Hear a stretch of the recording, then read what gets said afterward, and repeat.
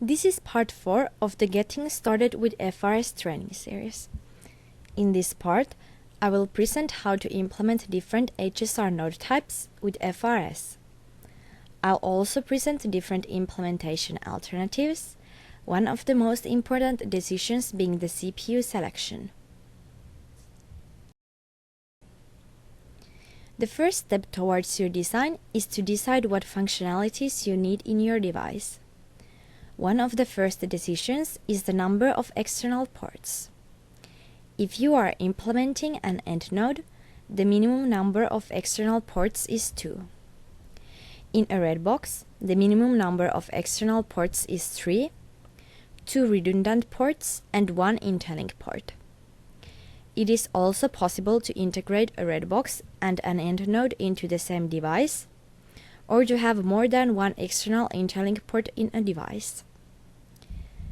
There can also be an additional Ethernet interface for maintenance communication purposes, for example for connecting a maintenance laptop directly to the device.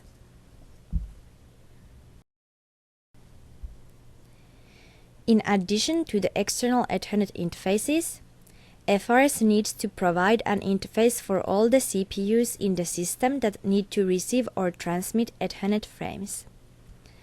There might also be other blocks at the FPGA that need to transmit Ethernet frames, for example measurement data. The total number of Ethernet ports for FRS IP is the number of external Ethernet ports connected to the FRS, plus the number of device internal Ethernet ports connecting device internal modules to FRS.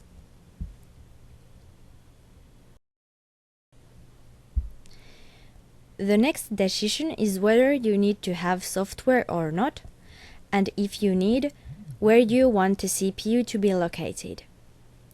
It is possible to implement a simple node without software and without a CPU.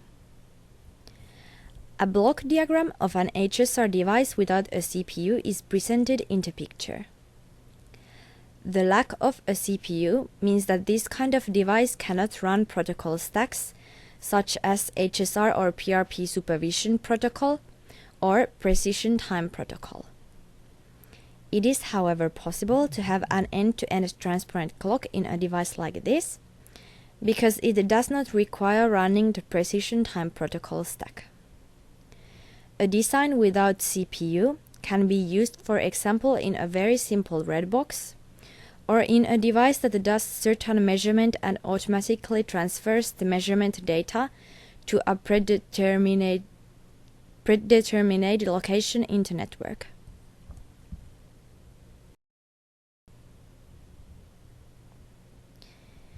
In most of the cases, a CPU is needed.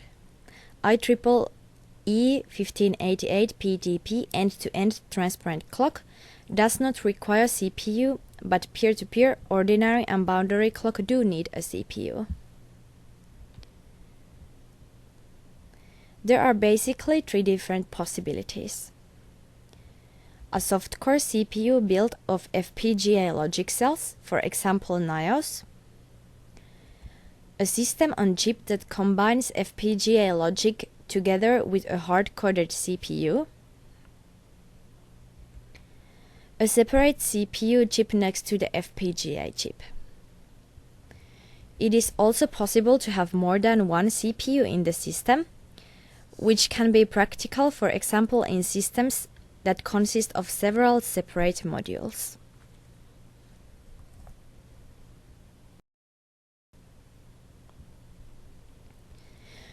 The CPU needs to have an access to the registers of FRS to be able to configure and control it. Natively, FRS has an Avalon interface for register access, so it can be connected directly to a CPU that has Avalon interface, like NIOS. For supporting other interface types, for example PCI, PCI Express, or AIMBA AXI, a bridge between Avalon and the other technology is needed. Different kinds of bridges are available from the FPGA manufacturer, Flexibilis, and third parties. The reference design provided by Flexibilis includes an MDIO to Avalon bridge. Depending on the case, there might be other Avalon components that also require register access from the CPU, including Ethernet interface adapters like GMII to SGMII, GMII to 1000 base X, MII to 1000 base FX, GMII to RGMII, and so on. Real-time clock like Flexibilis FRTC, Ethernet controller like Flexibilis AFEC, or blocks controlling FPGA external I/O like I2C to SFP modules or MDIO to physical layer chips.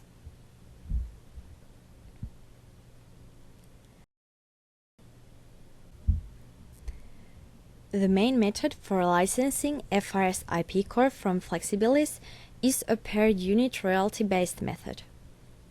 Technically, the implementation is such that the customer purchases so-called security chips from Altera and installs them to the printed circuit board next to the FPGA.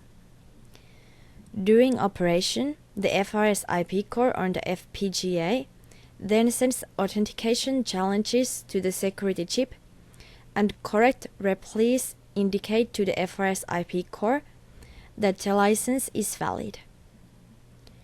Without a security chip, FRS functions for 2 hours, after which it stops forwarding frames and a reset is needed to continue operation.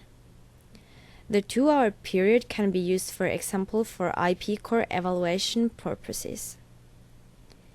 Security chips are available in M100 and F100 packages, both being very small in size.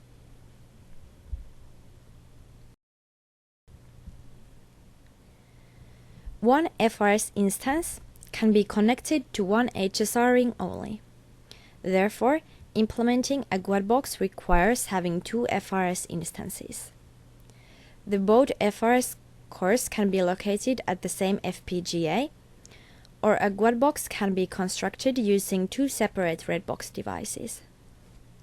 In both cases, the FRS cores are connected to each other using an interlink port that is in HSR mode. Up to 4 FRS IP cores can be located at the same FPGA chip, and they are all able to use the same security chip for IP license authentication.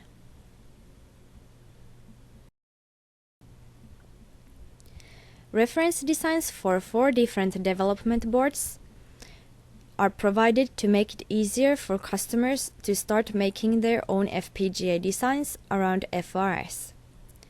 The reference designs can be downloaded from our website www.flexibilis.com. With the reference designs, you can test the functionality of FRS in your own application. This includes testing of IEEE 1588 Precision Time Protocol, HSR, and PRP.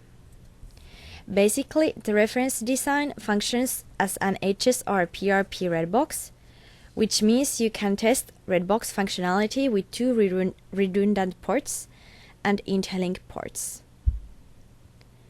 The reference design includes everything that is needed around FRS to test its functionality, including NIOS operating system, AFEC, and software stacks for IEEE 1588 Precision Time Protocol and HSR supervision. No licenses are required to test the reference design. You can also alter the reference design to fit your purposes and, for example, for your own board.